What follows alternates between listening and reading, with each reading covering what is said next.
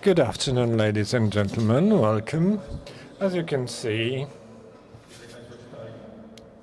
provided you've read the agenda, we are still waiting for one person, but we'll try to substitute for that person in a moment. Let us begin by thanking you very much for coming here,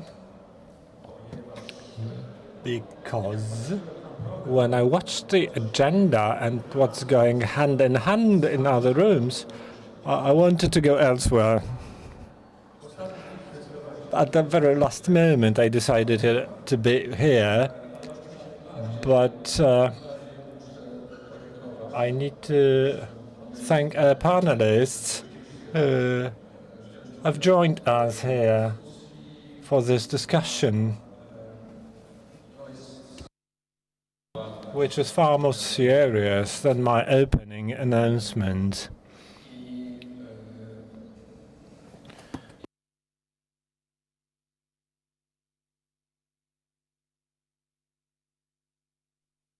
Starting from the left-hand side, we have with us, and welcome, Dr. Joanna Podolska-Płocka,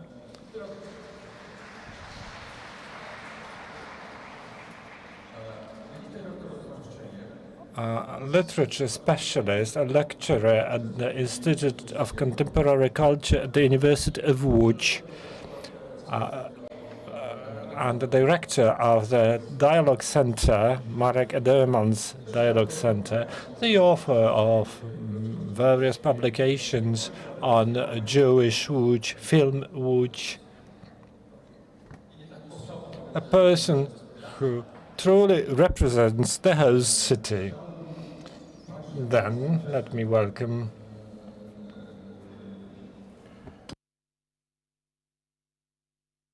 Dr. Hanna Machińska, a lawyer, academic teacher, and I understand at this moment Faculty of Law and Administration at the University of Warsaw. Am I right? Okay, thank you. And the chairwoman of the PZU Foundation Council.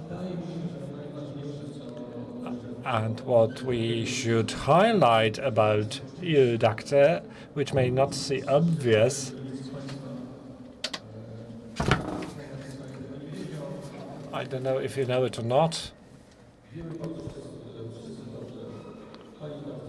Doctor is the Human Rights Council. I don't know if it's the best word for this place. Uncompromised.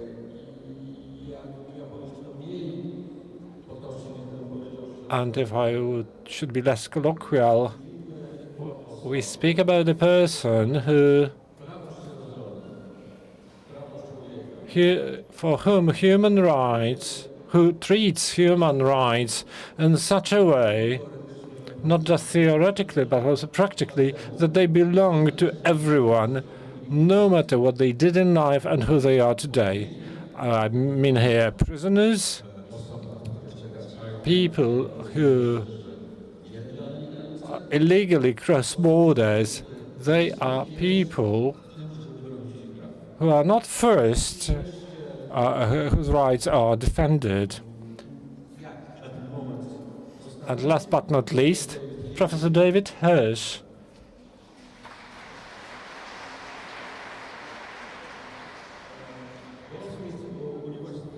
Goldsmiths University of London, a sociologist, a philosopher also, but what's most important is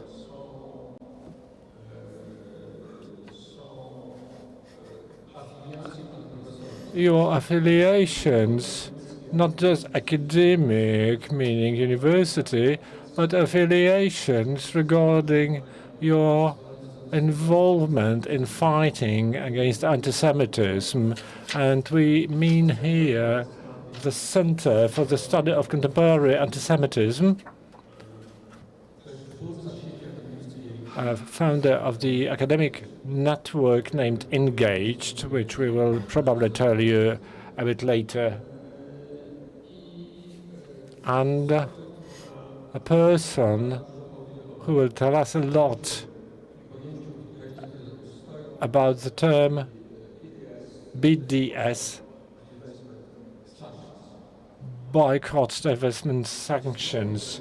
That's a word that, these are words that do not have a good representation in Polish. For the Polish sake, I will use the word the investment. I can see the acoustics are terrible here. That's why we are wearing headsets for Polish. I may speak Polish.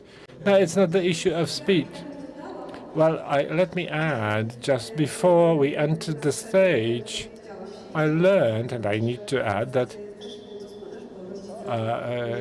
Mr. Hirsh's grandparents came from Łódź. So he's a co-host here.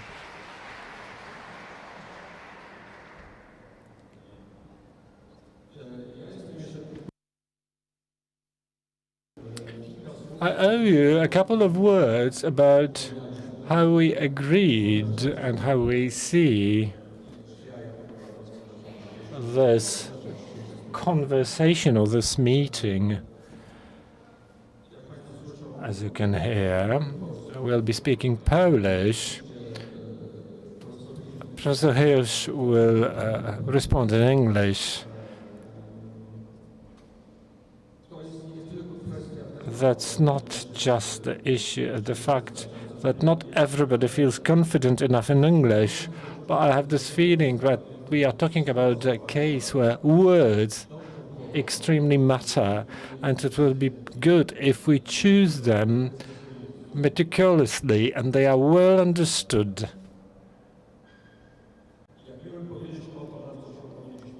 What we agreed upon, we decided it's not going to be a conversation about Palestine, even though we will need to touch this topic.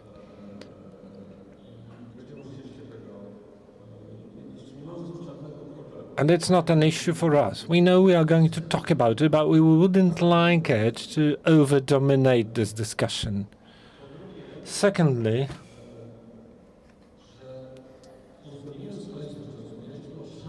we agreed the areas to discuss, but we haven't agreed on the questions.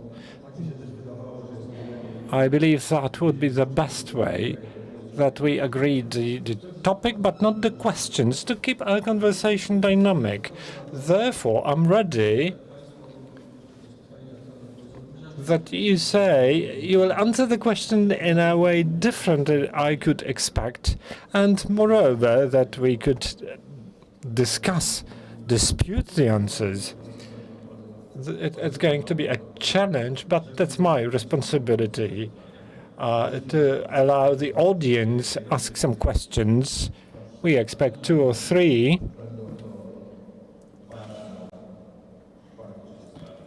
But I'll do my best to assure this. I've just received a note that Konstanty Gebert won't join us. I wouldn't dare to substitute for him. My beard is still of a different color than Kostek's, so I will not try. We've agreed that the first question I'm going to ask you would be the same for all of you. Moreover, as I said before, for a reason which is not complex. I believe that it would be very good if we started our discussion in its topic, that is the new anti-Semitism, that the word anti-Semitism is defined first, but not in the form of holding a scientific seminar, because we could talk late at night. Professor Hirsh would have a lot to say about it. But I would ask you to provide a stipulating definition to distinguish of the things that are from those that aren't. I know it's not universal, but I believe we have a kind of lancet we use, if not always, so that all of us here know how we perceive the concept. And without much ado, I would begin from you, Professor. Thank you very much. Can you hear me, everybody? So, my friend Dave Rich said once that anti-Semitism is the idea that the Jews are up to something. And Martin Luther, many years ago, wrote a book called The Jews and Their Lies. So I think the idea that the Jews are up to something is quite a good starting point, which begins in history with blood libel, with the idea that the Jews have a special relationship in relation to, in the first place, to some Christian traditions of which were somewhat perplexed that the Jews had been given the good news, but that they did not accept it and they did not love Jesus. And there were versions of that that became versions of Jewish evil.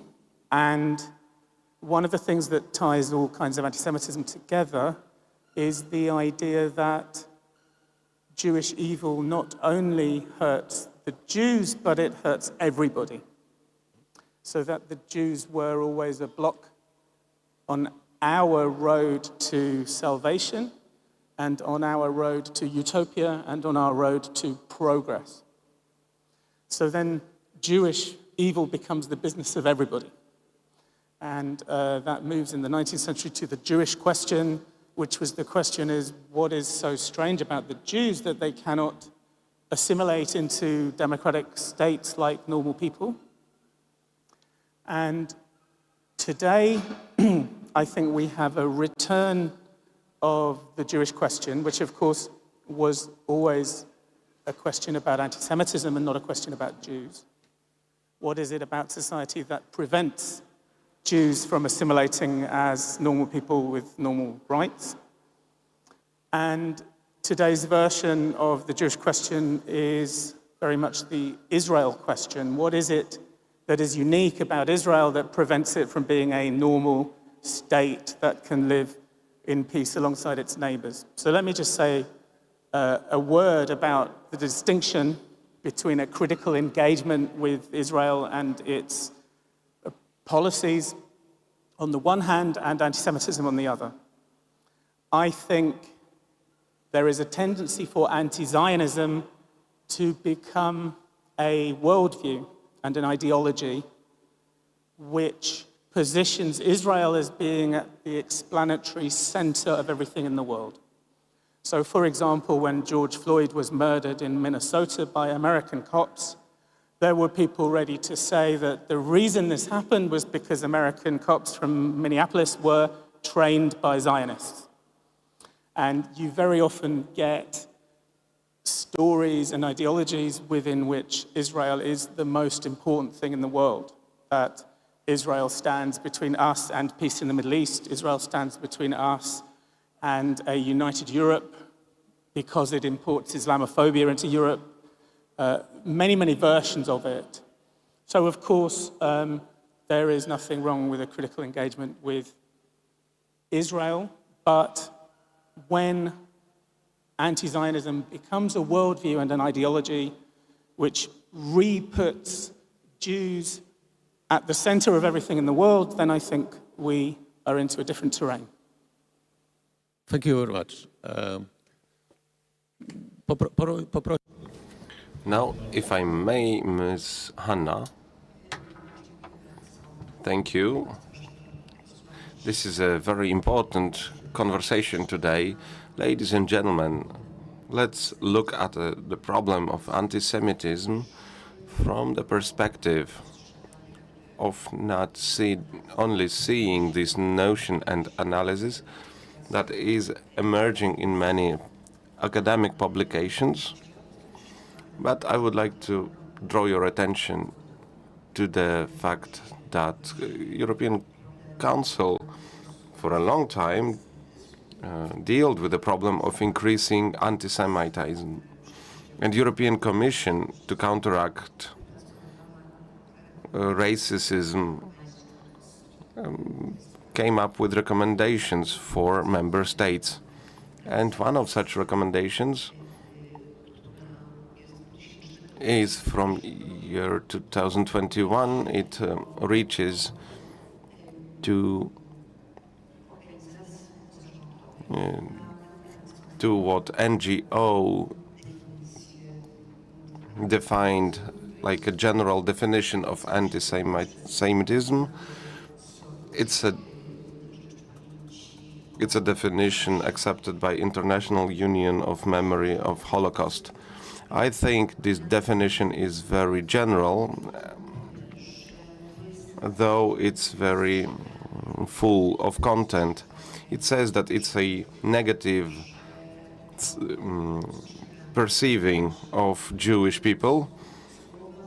It's not only in words, but this also leads to violent acts against governments, against society, but also against institutions.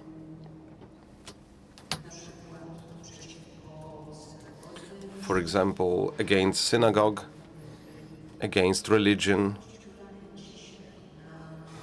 And I'd like to draw your attention today to this definition of anti-Semitism and how it is treated by society.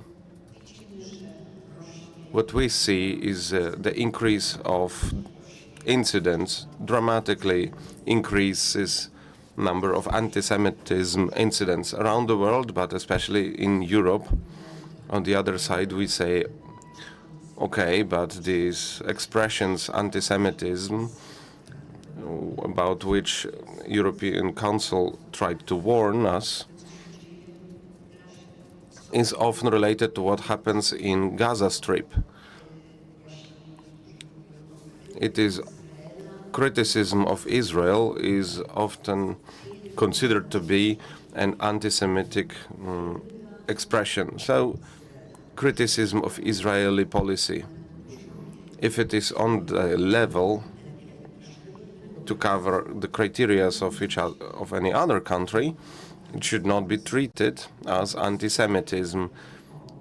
But if we talk about specific actions that cause such acts of violence, this is completely something else. And that's what this recommendation of Commission is warning about, saying that anti-Semitism, this definition, working one, should be used. And I think this definition is so full that we can call that new anti-Semitism is inside this definition. I think that I was asked to provide such a definition. Each of us understands differently this definition. I represent both universities, but Center of Dialogue of Mark Edelman, where we talked about anti-Semitism, about totalitarianism. And it's a prejudice, it's hate towards Jews that is based on many years historical, social, or cultural relics that exist that finds its vent on conspiracy theories mentioned by Professor on the beginning, that they are vivid actually throughout decades, which lead though not only to attacks, personal attacks, attacks against groups, against institutions that deal with memory and Jewish subjects. So these themes, starting from anti-religious, briefly speaking, based on differences, and highlighting, presenting Jews as foreigners in countries where they are not foreigner, in countries like Poland, but also accusing, after year 1948, earlier as well, but after 1948, we have also this question related to anti-Zionism. If it is a criticism of a policy, it's not anti-Zionism, though we need to look for the grounds to find out how these slogans are raised or this action are done. I think we will return to that. But in a situation when during a number of years there is a war in a Gaza Strip, criticism of a Israeli policy is everywhere in every media, and it is difficult to suspect everyone, and it's wrong to pinpoint or saying that anyone who says something critical against Israel is anti-Semite. I think it's a very difficult distinction, or thinking about it is difficult, because not everything that is called anti-Semitism is anti-Semitism. Well, thank you very, very much. We've drawn already a field of the conversation. On this field, we did not avoid, well, in the contrary, we spoke about Palestinian matter, because we couldn't skip that. It would be difficult to suspect that. Now, going to the questions that are not announced, we don't have Konstanty Gebert with us. I don't know why he couldn't come, but, well, we will consider there will be some important reason. I wanted to start with a question I believe to be important, not only because it cannot be left without answer, because actually we partially heard such an answer. I wanted to ask him what he believes, because we are talking about new anti-Semitism. Is it really a new anti-Semitism? I wanted to ask him, does he see it as some new line of a history, or is it repeating? Maybe we heard that before number of times. Another element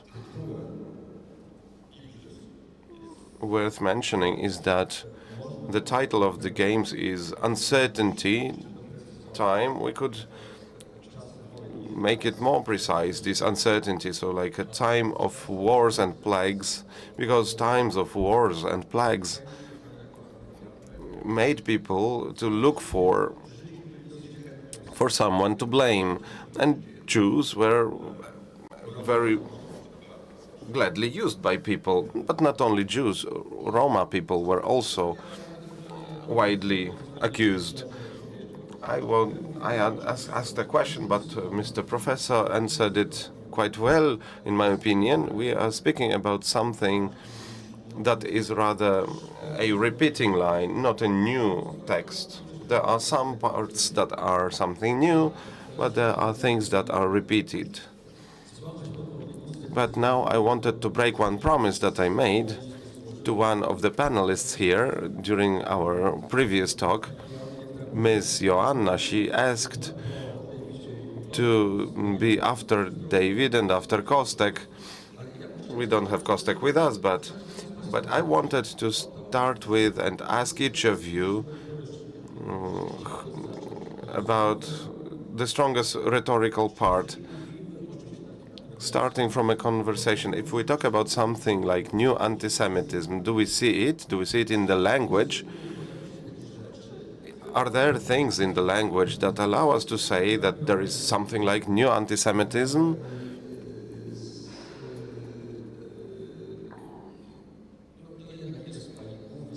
So it would be your main specialty on this panel, and I think it's to you. So from one side, we have a repetition, as you said, of something that we heard before. There are accusations against Jewish people which are based on stereotypes that were used in anti-Semitic discourse, not by decades, but during centuries. But we also hear accents, new ones, except for just emerging new space, which is explored by people who spread anti-Semitism. So it's mainly in the internet, towards the accusation that we also mentioned, so related to religion at the origin, or first of all, unloyalty. And it's not only about Polish Jews, but Jews in Europe, unloyalty of Jews or Jewish societies towards Israel country, and therefore maybe also non-loyalty towards the country or of the country of origin or country where they live.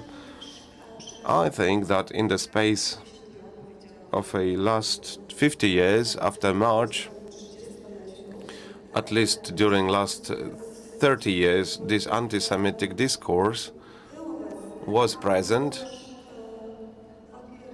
but it was also repulsed in a significant way. Certain things were not to be said on a public forum, so the language or behaviors that would have anti-Semitic grounds were excluded from a public discourse. Of course, we have hundreds of examples that they would appear anyway in a social space, but certain things were not to be said in a social space. Nowadays, this barrier was completely ruined, and this anti-Semitic discourse is present in policy, in social space, in cultural activities. Accusation against Jewish people that they support what happens, and don't get me wrong, this this way of thinking is that from the accusation that Jews killed, crucified Jesus, right now it is added that all Jews kill Palestinian children. It's the most cruel example, of course. But once again, I want to say what resonated in my previous statement, that in this very difficult matter, in this difficult subject, events and actions taken by different people, Jews or Jewish society institutions that work with this question, are accused to be anti-Semitic, but on the other side, they are asked to take position, make a statement about what happens. I understand that answer to these questions is a bit yes and a bit no, so that there are new elements that you can see. Allow me to also enter the role, not to disagree, but maybe to comment.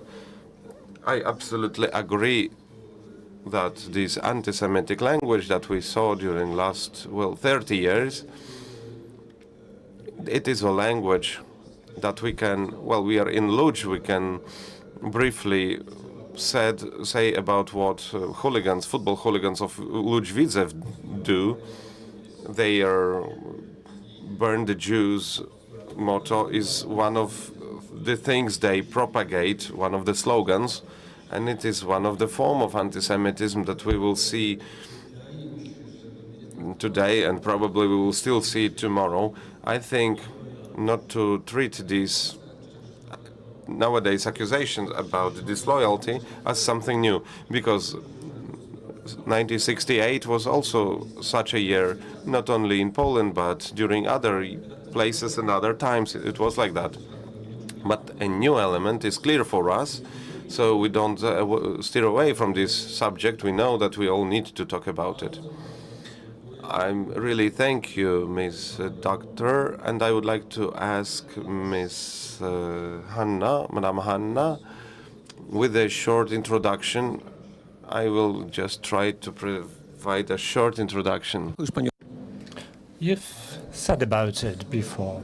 If today it is like that we all here at this table believe that the problem is a bit larger than the question to a person who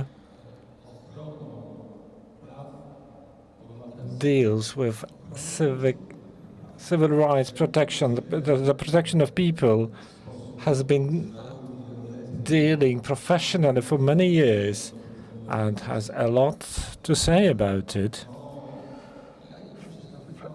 I would ask you, from your experience, from your perspective, about the location of this issue on this general map of problems regarding human rights. Let's be frank, it is not the only group who suffers. Well, ladies and gentlemen, I need to refer to what we have just heard. I would like to see that through the prism of my personal experience. Ever since late 1950s, I have lived in Warsaw, in the Muranów district, opposite the monument of the ghetto heroes. At those times, in the educational process, nobody ever heard, seen, experienced any contact with the problem of Jews, apart from us, the inhabitants, because every year we participated in the celebration of the ghetto uprising, and that was the only lesson for us. Other than that, it was totally silenced in education for many years. It all simmered undercover because there was anti-Semitism, but it went hand in hand with political correctness, where it wasn't okay to speak. If anybody had any utterances in a way that could be classified as anti-Semitic, was eliminated from certain groups, was ostracized somehow. Finally, what happened, happened. Now, back to your question. Is it the main problem in terms of human rights protection? There are a plethora of problems. Anti-Semitism has had a long history. That is why international organizations have been dealing with fighting against anti-Semitism for so long. Anti-Semitism perceived as a form of racism, but that also regards the Roma and other groups. Have a look at the map of human rights. This map, where we see problems regarding other people that belong to LGBTQ+. This is exclusion from the law, through deeds, through acts of many people, many groups. And because of continuity of the problem and making it international, from my perspective, and when I also the deputy ombudsman in Poland, the issues regarding anti-Semitism And fighting that prejudice played a critical role. Why? Because we could see inefficiency of the state. We could see no state's response to incidents of anti-Semitic nature. We saw the state's deficiencies in terms of LGBTQ plus people. We took numerous actions in this respect. So, why are we highlighting this problem as essential? It is the matter of democracy.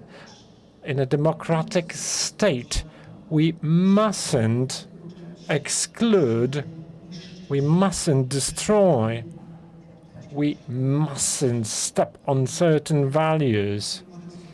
And we certainly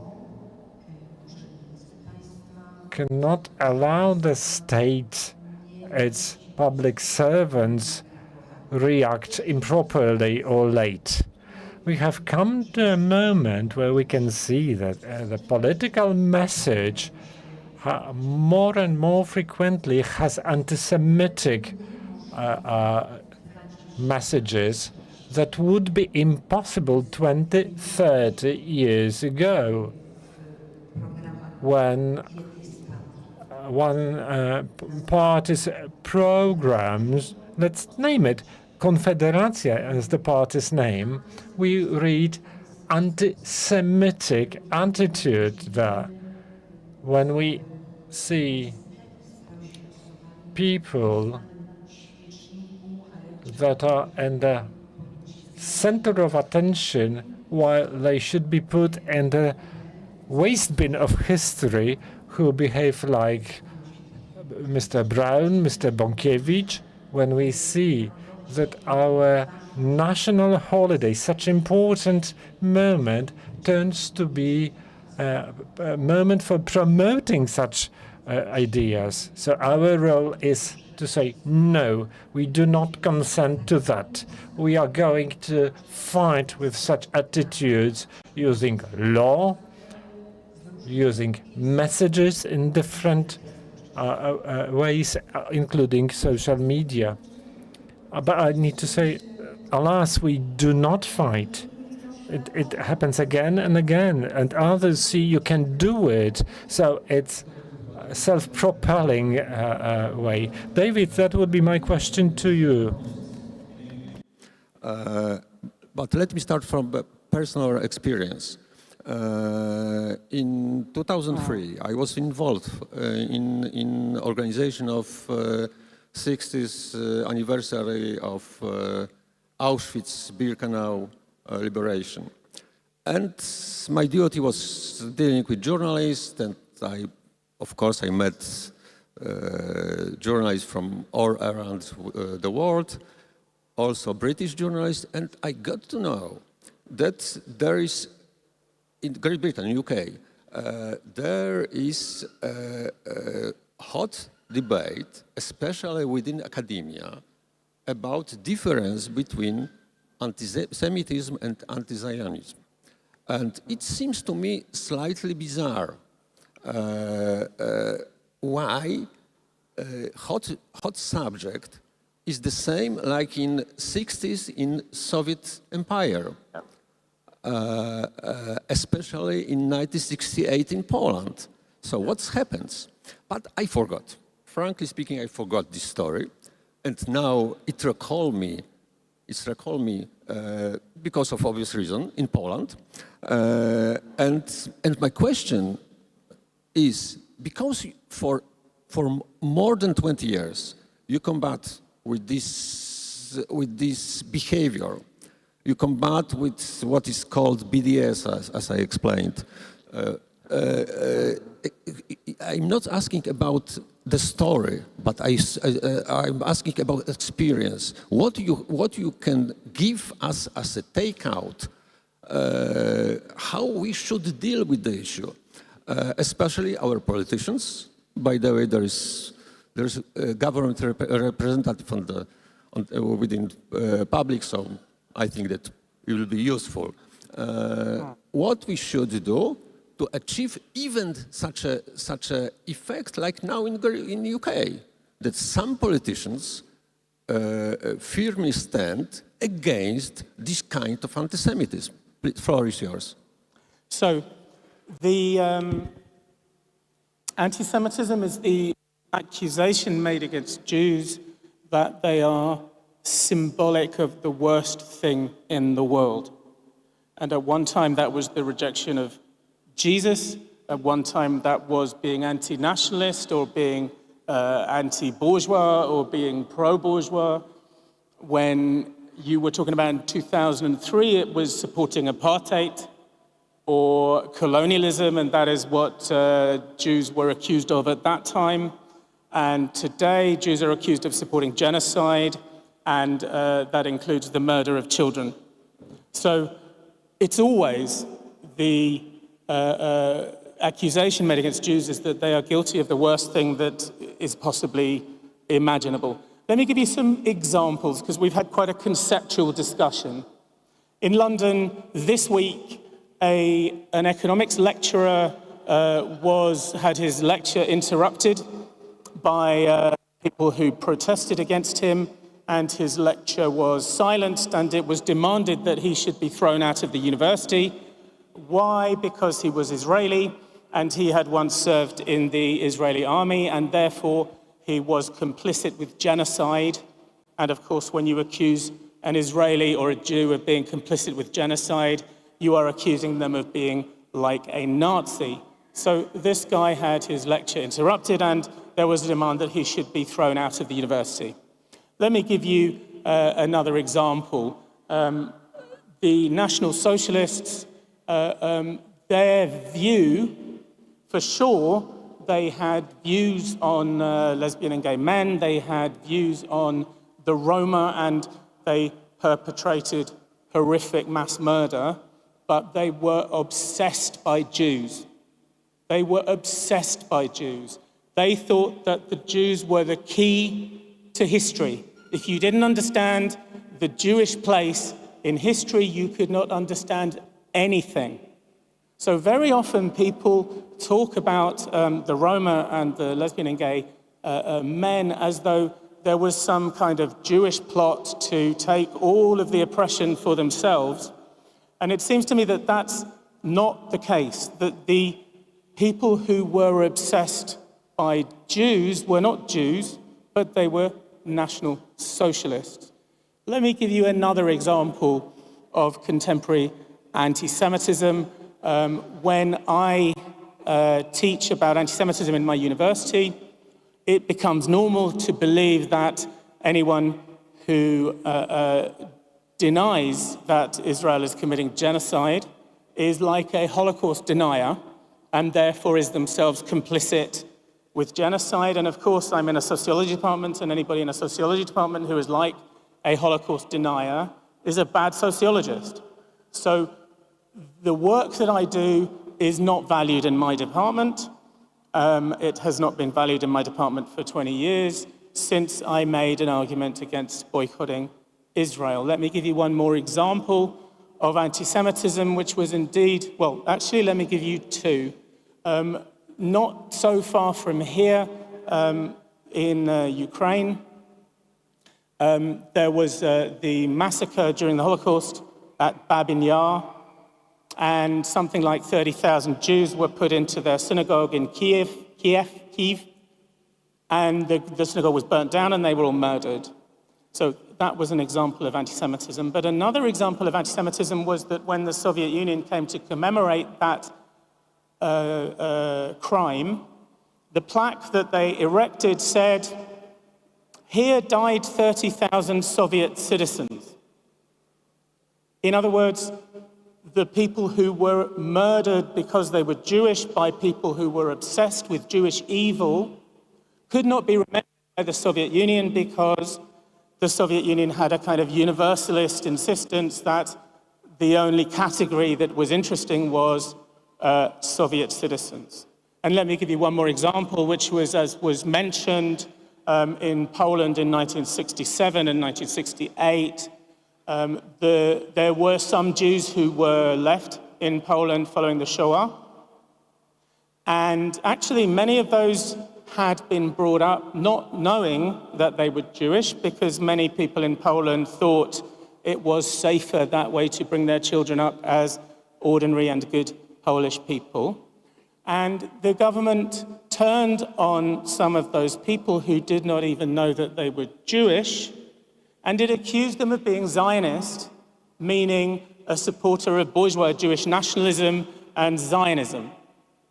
And it's interesting because very often the question that we grapple with is, how do we make the distinction between anti-Zionism and anti-Semitism? But in Poland, it was very much an anti-Semitic campaign, which was consciously put into the words of anti-Zionism of, oh, well, it's only criticism of Israeli imperialism.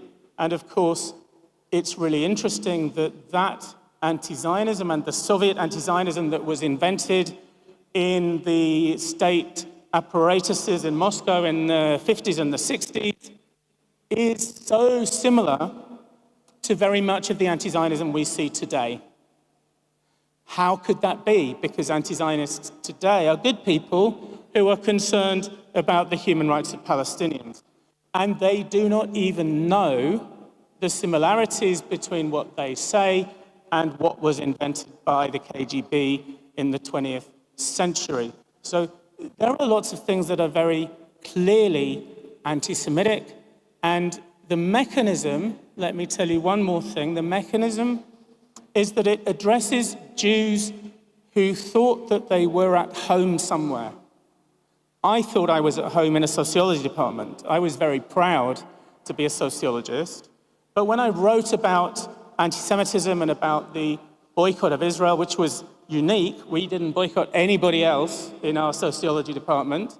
Nobody else from any state where there were human rights abuses did we boycott, but we chose to boycott Israelis. And as soon as I stood against that, then suddenly I was considered to be a racist and a supporter of colonialism and apartheid. And of course, this is in England, and in England, these things are done very quietly and without much talking. But suddenly it became very clear to me that I was no longer a sociologist, but I was a Zionist sociologist. And this was not my own designation of myself, but this was how I was designated. And the word Zionist in that context meant I was a racist sociologist, a pro-apartheid sociologist, and a colonial sociologist. In other words, not a sociologist at all. David, So that's how this works. It takes Jewish people who felt that they were at home, and it makes them into the enemy. Thank you, David. David, jak Państwo Thank you, David. As you heard, might not fully answer my question, but that question was answered just a moment before by Dr. Machińska. So we can consider that this answer was said. And at this point, I would like to give the floor to you. As you can see, we have few minutes to the audience. So I don't think we can have more than 2 questions, or maybe 1 if it is a long question, because we want at least 1 sentence of a takeaway to be left on the end. I think that a person that's came to me and said that you really want to ask a question is Ludwika Włodek, but I can't see her. Where do we have a voice from the audience? Yes, here, gentlemen. Your historical explanation of it and the way that it's changed, I think, has been very, very useful. The question that I'm left with is what's specific about today. And the moderator said, and I'm not in a position to dispute this in Poland, that you know, it was football fans, and which implies that it's quite a working class thing. Whereas the sense I get from the rest of the panels, particularly in the talking about universities, is that actually anti-Semitism today is very much a product of the middle classes and the cultural elites. And what's more, it's often in the liberal to the left side of politics as well. So I just wondered if anyone would comment on that. Czy jeszcze jedno pytanie, chyba jeżeli będzie też... One more question. If we have similarly short question, we can fit it in. I can't see your hands from here. Sorry. If you raise your hand, well, in such case, we consider there is no more questions. So, if I may, I would like you to ask very briefly, we can see how much time we have, but just to say 1-2 sentences about what we should take away from this conversation in the question of what to do to tackle this question, this challenge, or a crime, how to effectively fight that. And I would like to start with David, if I may. In answer to the last question, I think Hannah Arendt about totalitarianism and the anti-Semitism that was inherent within it as being an alliance between the elite and the mob. So I wouldn't ask whether it's the elite or the mob, but totalitarianism is a particular alliance that comes together under those circumstances. I think that the question about whether we're talking about left anti-Semitism or right anti-Semitism, I think anti-Semitism appears in both. It also appears in Islamist anti-Semitism, in the anti-Semitism of particular kinds of political Islam.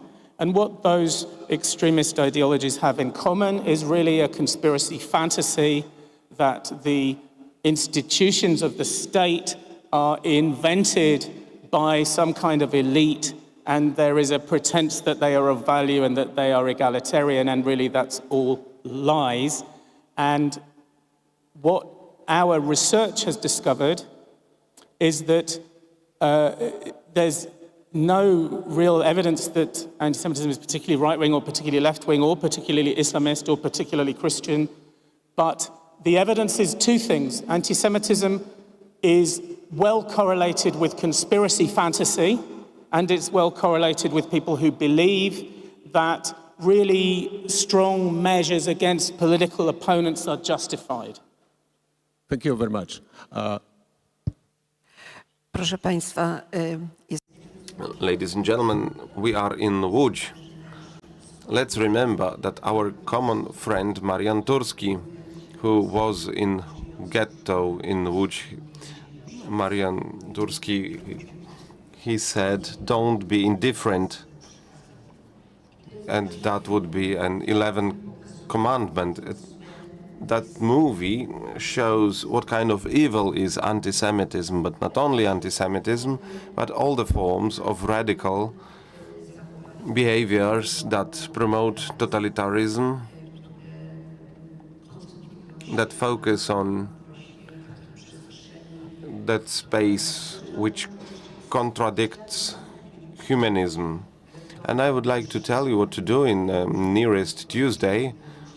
The Polish government will have a discussion about a strategy that is prepared, strategy to counteract anti-Semitism. We need to launch a huge-scale education from the beginning of a school programs. No matter the price, we need to cause that judges, courts will understand their role, will fulfill their role according to the constitution and the acts of criminal code, that law enforcers would act effectively, not just look at acts of anti-Semitic violence, just hearing that, well, this is a member of parliament, he's protected by immunity. Unfortunately, the war that takes place now, situation in Gaza Strip, causes that anti-Semitism will be more and more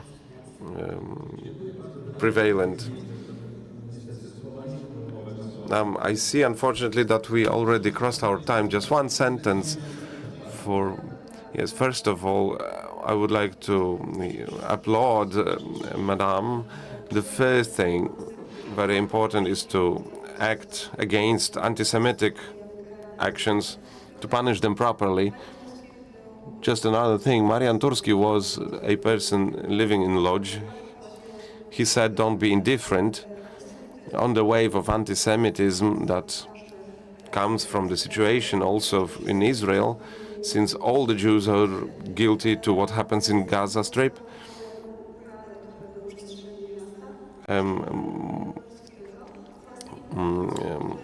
Wall art, street art was painted that commemorated history of ghetto in Łódź. Those are such elements that appear that have to be fought as well, definitely. But I wanted to highlight what you said, that there is an anti-Semitism, but there is a racial behaviors, hatred towards other groups, and we need to counteract all of them. They are present, and we just need to oppose them. Thank you very much. Thank you to all the panelists. I know we could have this discussion much longer, also with the audience. There were so many questions. But anyways, we have no time left. And I also left this information about strategy to counteract anti-Semitism, but Madame Doctor also spoke about it.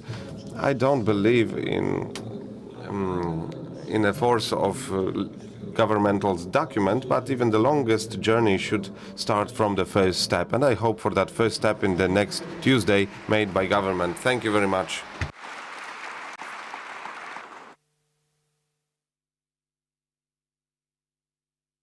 Telewizja Polska to więcej tego, co widzowie cenią najbardziej.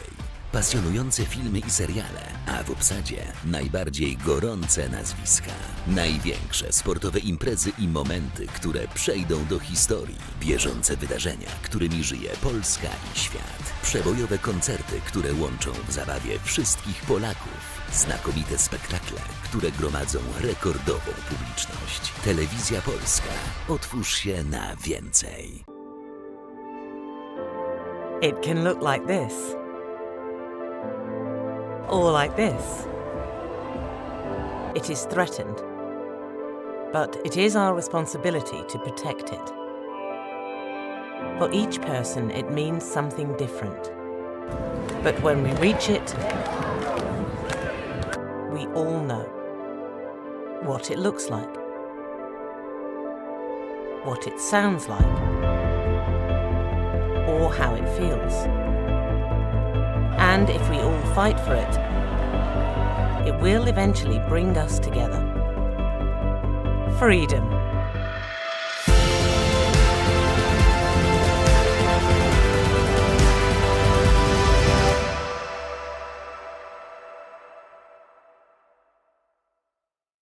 So we just had an emergency landing in Poland, in Łódź. Yeah. Don't worry, guys. We won't be here for long. Lads. Hello, vlog. So I know we were supposed to show you some wild animals and a bit more sun, but yeah, instead we have to spend 2 days in this boring place. Come on. Did you say boring? I will show you beautiful nature and animals and even more, and you will see what this region has to offer. Deal? So we said yes, because why not, right? And this girl took us around the whole region. We ate pierogies. We saw some Polish art. We saw some wild animals. We got spiritual.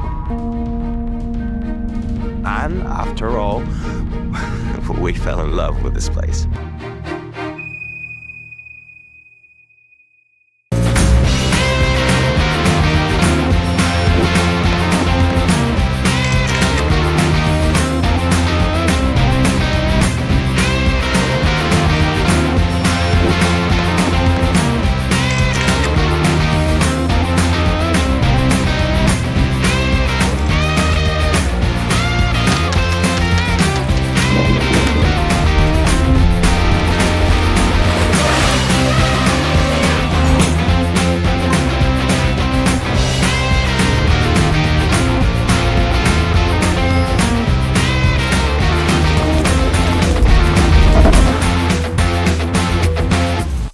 Kiedy zapala się lampka on air, to jest najlepszy moment. Nie ma jednego instrumentu, który lubię najbardziej. Tu zawsze jest kontekst. Uwielbiam sport bez obrazu właśnie z tej perspektywy, kiedy to ja mogę ten obraz kreować.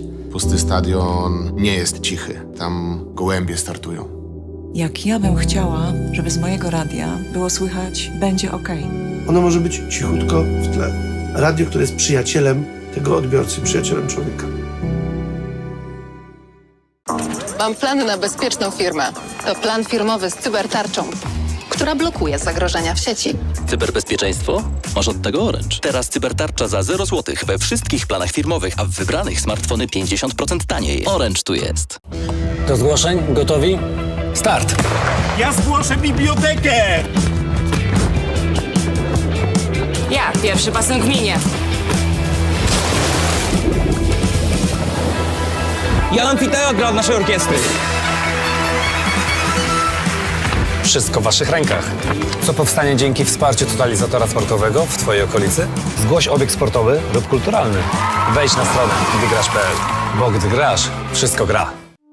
Well, Atlas Network is, as the name suggests, a network, and it's global. We work all around the world. We're based in the U.S. It's a network, that is to say, organizations that share common values of limited government, of free enterprise, personal liberty, of personal responsibility. Atlas Network provides training and support to help build capacity, but most importantly, we give our partners the tools they need to be successful.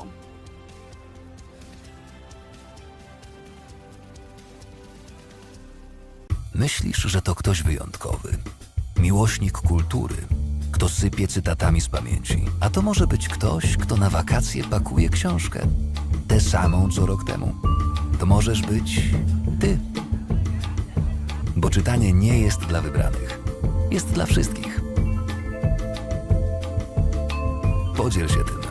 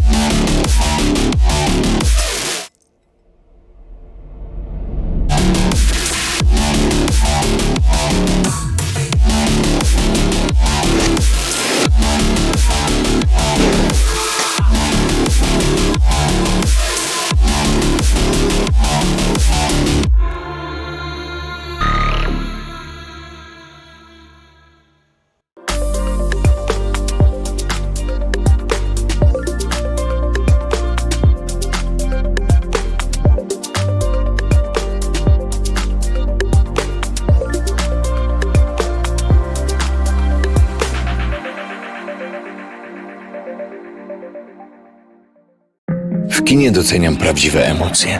Na boisku pilnuję czystej gry. W kuchni poszukuję autentycznych smaków. Ale w internecie jest to trudniejsze. W internecie wobec informacji też trzeba być sędzią. Dezinformacja jest jak bramka strzelona ze spalonego. Więc jeśli coś we mnie wzbudza emocje, daję sobie czas. Może ktoś specjalnie chce mnie zagotować, bym uległa manipulacji. Filtruj informacje. Sprawdzaj ich źródła. Nie masz pewności? Nie udostępniaj. Postaw na czysty przekaz. PL Music Video Awards, festiwal polskich wideoklipów, spotkania, projekcje, warsztaty, do tego gala finałowa i wybór najlepszych polskich teledysków. Zapraszamy do Łodzi 4-6 grudnia, szczegóły na www.plmva.com. Do PKO Banku Polskiego przenosi się nowy klient. Weź się, przenieść się jest easy. Czaruś, wytłumacz. Otwierasz konto w PKO Banku Polskim i masz święty spokój. Przeniosą kasę i zlecenia stałe, a pracodawcę poinformują. Ogarniesz to przez internet. Bo to dobry bank jest. Ej, widzę cię. Wolisz w oddziale? Dawaj do nas. Otwórz konto w PKO Banku Polskim i dołącz do 12 milionów klientów. PKO, twój bank polski.